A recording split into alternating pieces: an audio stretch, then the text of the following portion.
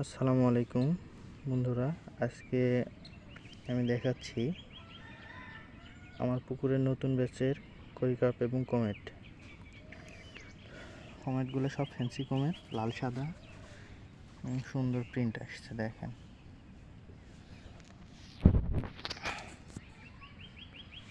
অনেক সুন্দর।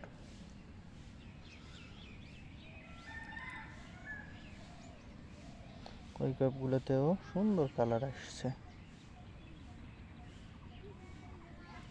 সাথে গোল্ডফিশও আছে।